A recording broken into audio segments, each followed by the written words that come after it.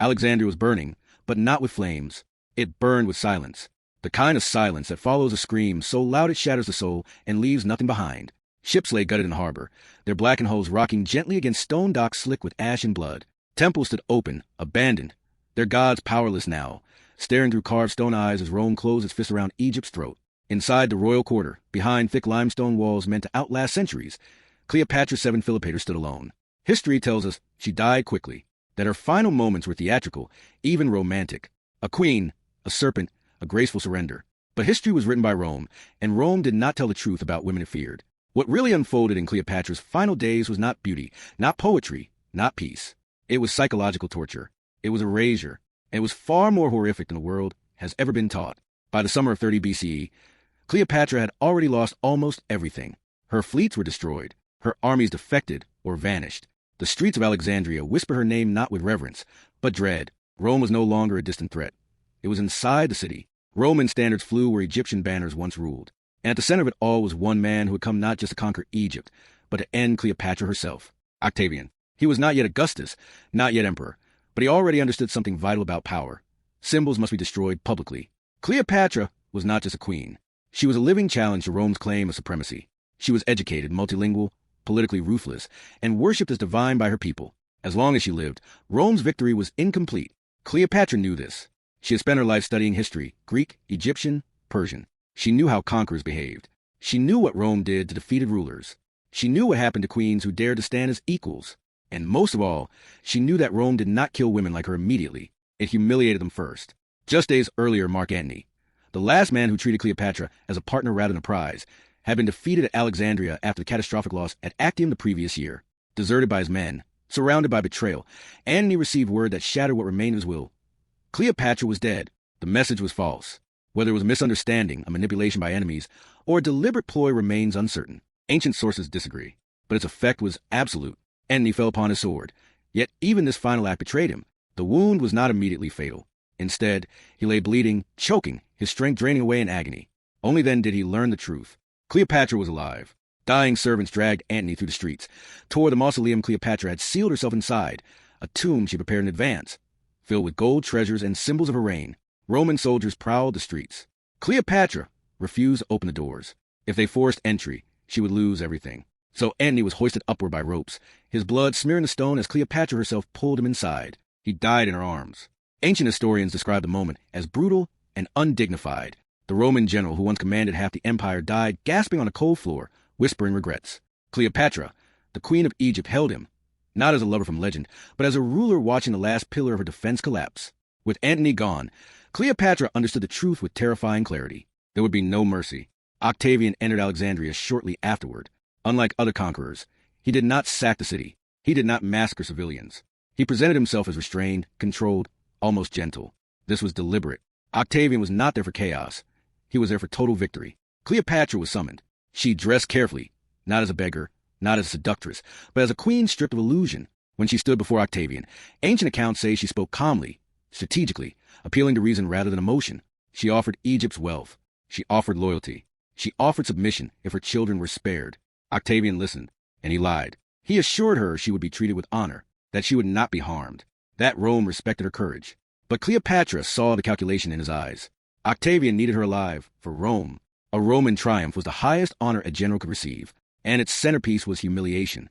Captive kings and queens were dragged through the streets in chains, jeered by crowds, stripped of dignity, sometimes executed at the parade's end.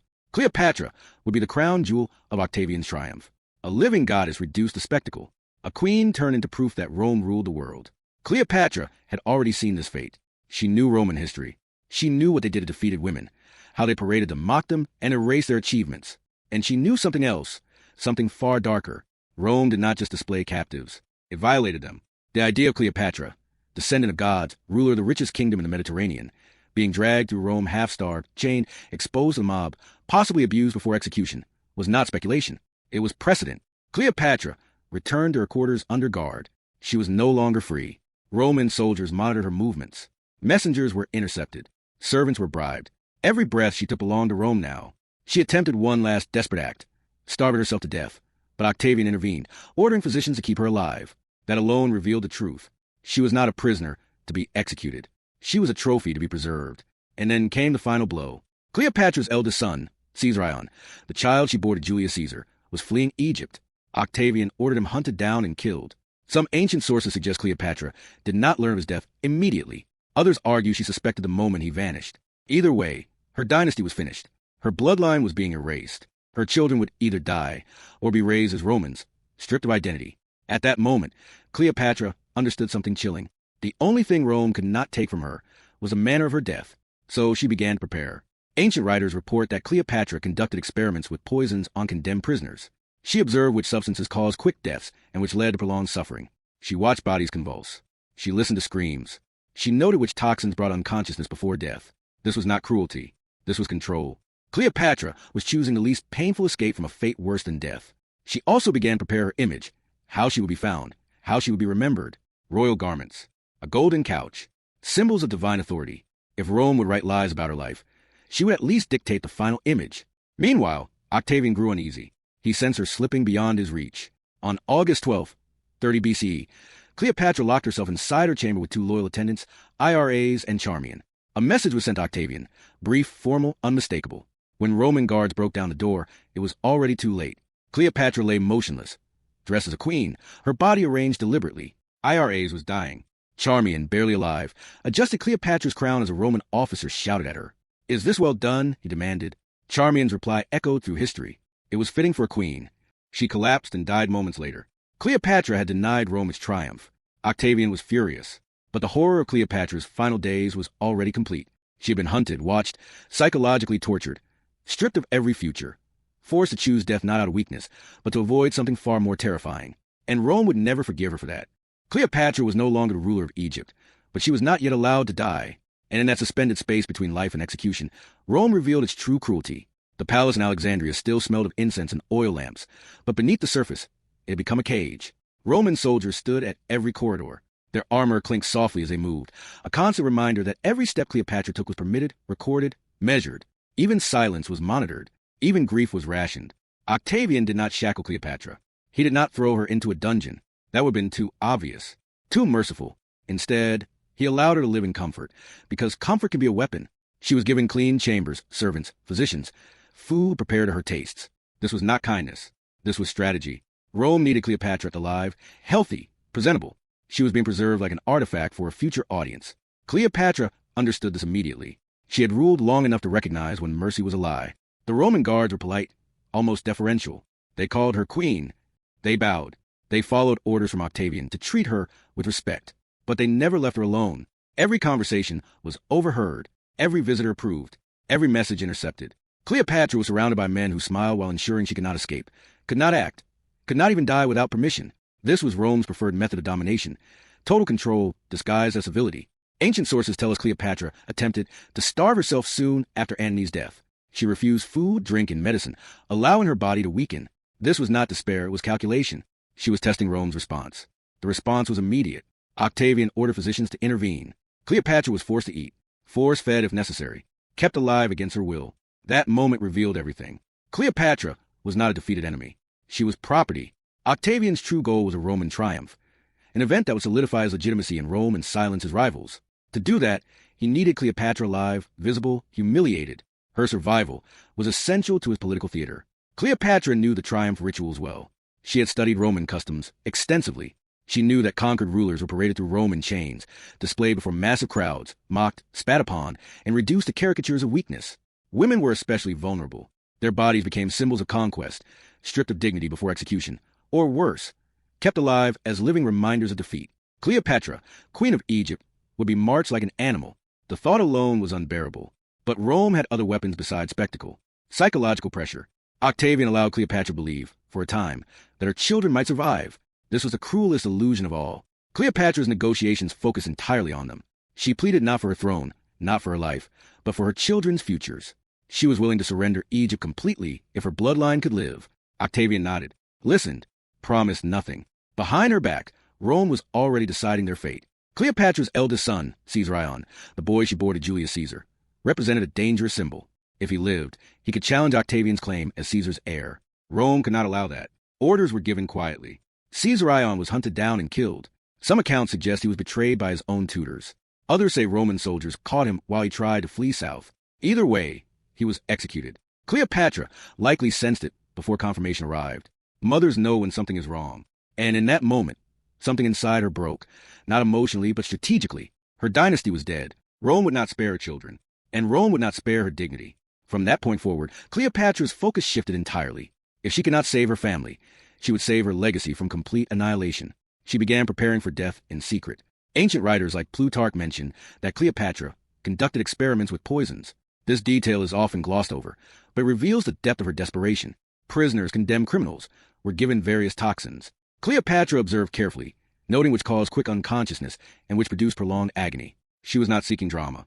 She was seeking certainty. Because Cleopatra knew something terrifying. Death by Roman hands would not be quick. Public executions were slow, humiliating, designed to entertain. Even suicide could be denied if Rome intervened. She had already seen Octavian block her attempt to starve herself. If she chose death, it had to be swift and irreversible. The famous story of the ASP, the sacred cobra, emerges from this period. The snake symbolized divine royalty in Egypt. It was associated with Isis and rebirth.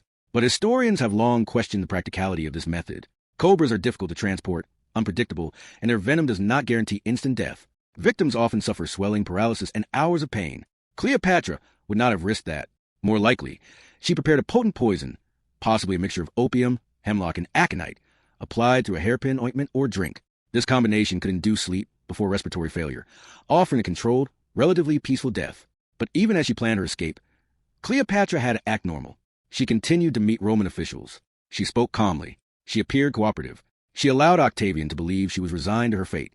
This was perhaps her greatest performance. Not seduction, not manipulation, but patience. Octavian sensed something was wrong. He increased surveillance. Guards were ordered to watch her constantly. Doors were sealed. Weapons removed. Even cosmetics were inspected for poison. Cleopatra was running out of time. The psychological pressure intensified. Cleopatra knew that at any moment, Octavian could order her transferred to Rome. Once that journey began, her chance would be gone. She would be watched every second. She would be displayed alive. So she accelerated her plan. On the morning of August 12, 30 BCE, Cleopatra bathed. She dressed in royal garments, not to impress Rome, but to assert identity. If she was to die, she would die as a queen, not a captive. She summoned her most loyal attendants, IRAs and Charmian, women who had served her for years, women who understood exactly what was coming. She sent a final message to Octavian. The message was calm, respectful, final. By the time Octavian realized what was happening, it was already too late. Roman guards forced open the chamber doors. The scene they found was not dramatic. It was chilling. Cleopatra lay motionless on a golden couch, dressed in royal attire. There were no signs of struggle, no blood. IRAs lay dying at her feet. Charmian, barely alive, was adjusting Cleopatra's crown. A Roman officer shouted at her, demanding an explanation. Charmian's response was quiet. It was fitting for a queen. She collapsed and died moments later. Octavian arrived furious. Not because Cleopatra was dead, but because she had denied him the final act of domination. She would not walk in chains. She would not kneel before Rome. She had chosen death on her own terms. But Rome would still control the narrative. Octavian ordered Cleopatra buried beside Antony, granting her last request, but only after ensuring her death was unmistakable. No rumors of survival, no martyrdom, just silence. Yet even in death, Cleopatra remained dangerous. Her story had to be rewritten, her intelligence reframed as seduction, her resistance reduced to vanity, her suffering erased. Because if Rome admitted the truth, that Cleopatra chose death to avoid Roman cruelty, it would expose the empire's true face. And Rome could not allow that. Cleopatra was dead, but Rome was still afraid of her. That fear did not fade with her body cooling on a golden couch in Alexandria. It followed Octavian across the Mediterranean, into the marble halls of Rome itself. Because Cleopatra had done something unforgivable in the Roman mind, she had refused to submit, even in defeat. And empires cannot tolerate that kind of defiance, not from armies, and certainly not from women. So Rome did what it always did best. It lied. Octavian returned to Rome victorious, carrying with him Egypt's vast wealth, gold, grain, treasures ripped from temples older than Rome itself. Egypt was no longer a kingdom. It was a province, the personal property of Octavian. Its resources would feed Roman citizens. Its riches would stabilize Rome's economy. Its gods would be displayed as curiosities. But Cleopatra was missing. There would be no living queen dragged through the streets. No chained goddess for the mob to scream at. No final execution to seal Octavian's triumph in blood. And this was a problem. The Roman triumph was not merely celebration. It was political theater. It legitimized power. It silenced critics. It proved dominance. Cleopatra's absence left a wound in that narrative, a gap that could not be filled by gold alone. So Rome created a substitute, They created a monster. Roman poets, historians, and propagandists went to work immediately. Cleopatra was transformed from a capable ruler into a caricature. She became the Eastern seductress, the decadent temptress who bewitched noble Roman men and led them astray. Her intelligence was dismissed, her political strategies erased, her resistance reframed as manipulation. This was not accidental. Rome had a long tradition of destroying women's reputations when it could not destroy their bodies. Cleopatra had ruled Egypt for over 2 decades. She spoke multiple languages. She stabilized Egypt's economy. She negotiated with Rome as an equal. She aligned herself with Julius Caesar, and later Mark Antony, not out of romance, but strategy. She understood power, and that made her dangerous. Rome could not admit that a woman, especially a foreign woman, had outplayed its generals. So they reduced her to desire. They said Antony was weak, corrupted by lust. They said Egypt fell because of excess, not Roman ambition. They said Cleopatra's death was melodramatic, theatrical, even cowardly. Anything but deliberate resistance. But beneath the lies, fragments of the truth remained. Plutarch, writing decades later, admitted uncertainty about her death. Cassius Dio hinted at darker realities. Even Roman sources could not fully conceal the unease Cleopatra left behind. Her suicide was framed as tragedy, but tragedy implies inevitability. Cleopatra's death was not inevitable. It was chosen, and that distinction terrified Rome, because Cleopatra had exposed something Rome desperately wanted to hide. Its power depended on humiliation, not honor. Its victories relied on spectacle, not justice. And its treatment of defeated women was not mercy, but cruelty disguised as order. Rome feared that if people understood why Cleopatra chose death, they might question Rome itself. So they rewrote the ending. They turned her final days into romance. They softened the edges. They replaced terror with symbolism. A snake, a sigh, a peaceful passing. The truth was far uglier. Cleopatra's final weeks were spent under constant surveillance, knowing her son was dead, knowing her children would be taken, knowing her body would be used as political currency. She was psychologically tortured, kept alive against her will, stripped of agency, denied even a right to starve. Her suicide was not despair. It was escape. And Rome could never forgive that. After Cleopatra's death, Octavian ordered her remaining children brought to Rome. Cleopatra Selene, her daughter, was raised in the household of Octavian's sister. She would later be married off to a client king. Her Egyptian identity diluted, her lineage absorbed into Roman control. This was Rome's final act of domination, not just conquering lands, but reshaping bloodlines. Egypt itself was transformed. No longer ruled by pharaohs, it became Rome's most valuable possession. Its grain fed Roman mobs. Its wealth funded Roman wars. Its temples fell into decay. The old gods faded. And Cleopatra, the last pharaoh, became a cautionary tale told by her conquerors. Yet for all Rome's efforts, Cleopatra refused to disappear. Her image survived in fragments, coins bearing her face, inscriptions, whispers of her intelligence. Even Rome's obsession with destroying her revealed how deeply she had unsettled them. Weak enemies are forgotten. Dangerous ones are rewritten. Cleopatra haunted Rome because she represented an alternative world, one where women ruled, where power was shared, where Rome was not the center of everything. Octavian became Augustus, the first Roman emperor. His reign ushered in an era of stability, but it was built on blood, erasure, and propaganda. Cleopatra's death was one of its foundations. And yet, in that final act, locking the door, choosing the poison, denying Rome's triumph, Cleopatra achieved something extraordinary. She controlled the ending. Rome could rewrite her life, but it could not control her final decision. That is why her story still endures. Because empires rise and fall, but defiance echoes. Cleopatra was not remembered because she was beautiful. She was remembered because she refused to kneel. And Rome never forgot that. When Cleopatra died, Egypt did not mourn publicly. It couldn't. Rome was already watching. The streets of Alexandria were quiet in the days following her death. Not because grief was absent, but because grief had become dangerous. The people understood something instinctively. The woman they had worshipped as a living goddess was gone, and the empire that replaced her did not tolerate memory. Cleopatra's body was buried beside Mark Antony, as she had requested. Octavian allowed this not out of compassion, but calculation. The dead could no longer resist. The dead could be controlled. A tomb sealed beneath stone posed no threat. At least, that was what Rome believed.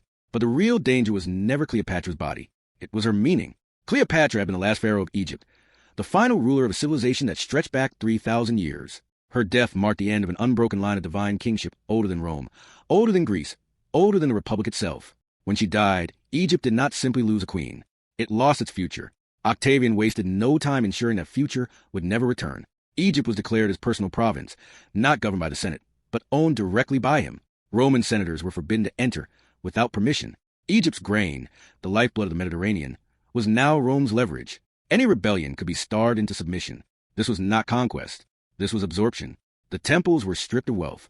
Priests were monitored. The old rituals faded into performance rather than belief. The language of power shifted from hieroglyphs to Latin decrees. Cleopatra's image was removed from public spaces, her name quietly erased from monuments where possible, and yet Rome could not stop talking about her. That was the irony. The more Rome tried to destroy Cleopatra's legacy, the more it revealed how deeply she had unsettled them. Poets obsessed over her. Historians returned to her again and again. Plays were written. Moral warnings were issued. She became a symbol of everything Rome claimed to oppose: luxury, emotion, femininity, the East. But beneath that symbolism was fear. Cleopatra represented a truth Rome hated to admit. Power did not belong exclusively to Roman men. She had negotiated as an equal with Julius Caesar. She had ruled alongside Mark Antony not as a subordinate, but as a partner. She had commanded armies, controlled economies, and shaped Mediterranean politics for decades. Rome could defeat her militarily, but it could not intellectually dominate her. That is why her death mattered so much. Cleopatra's suicide was not merely personal. It was political. It robbed Rome of the most important image it wanted to display: a conquered queen reduced to nothing. Instead, Cleopatra denied them that satisfaction. She chose annihilation over humiliation. That choice echoed. Octavian's triumph in Rome was grand, but incomplete. He paraded Egyptian treasures. He displayed captured banners. He celebrated the end of civil war. But there was an absence at the center of it all, a ghost that everyone felt but no one could name. Cleopatra was supposed to be there. She was supposed to walk in chains.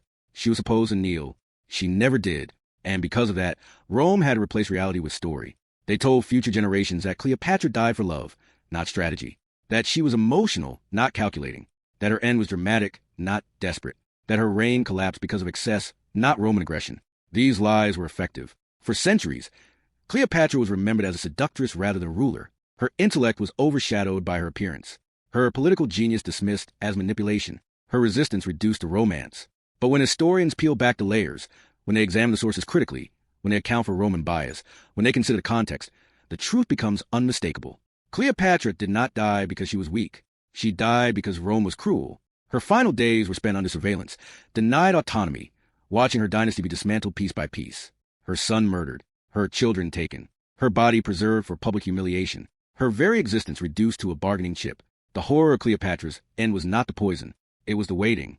The knowledge that every breath brought her closer to a fate worse than death. The awareness that her body would be used to legitimize an empire built on spectacle and shame. The certainty that survival meant erasure. And in that moment, Cleopatra did something Rome could never tolerate. She chose. That choice is echoed across centuries because it exposes the truth behind imperial power. Rome did not rule through honor. It ruled through fear, control, and humiliation. Cleopatra saw that clearly and refused to participate. Her death ended Egypt as an independent civilization, but it also revealed the cost of empire. Rome gained wealth. Rome gained territory. But Rome lost something intangible. It lost the illusion of moral superiority. Cleopatra's defiance became a silent accusation that followed Rome long after its legions crumbled. Empires fall, but the stories they try to bury often survive them. Today, Cleopatra remains one of the most recognized figures in history. Not because Rome wanted her remembered, but because it could not erase her entirely. The lies failed. The propaganda cracked. And through those cracks, the truth keeps emerging. She was not a footnote. She was a final obstacle to Roman domination of the ancient world. And Rome never forgave her for that. So when you hear the story of Cleopatra's death, when you see the paintings of serene beauty and gentle snakes, remember what history tried to hide. Remember the guards. Remember the force-feeding. Remember the murdered child. Remember the locked doors and the final message. Cleopatra's last days were not romantic. They were a psychological siege. And her final act was not surrender. It was resistance. If you want more hidden horrors, untold endings, and the truths history tried to erase, subscribe. Because the past is not distant. It is buried. And sometimes it screams to be uncovered.